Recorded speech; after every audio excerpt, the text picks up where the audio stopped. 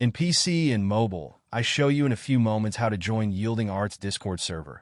For this, we will start with the way in PC, since we are here, and then I will explain you how we can do it also in mobiles. To do this, click on the Discover icon that we can see in the lower left corner of our application. Now click on Servers and go to the search box that you will see in the upper right corner and type Yielding Arts.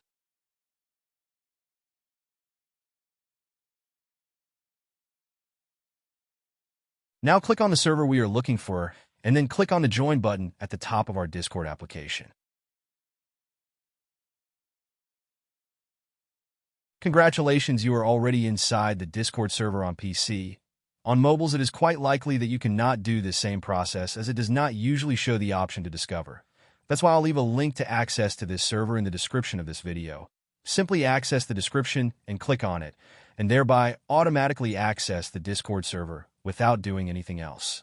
Please give a like to this video, comment, and subscribe. Until the next one.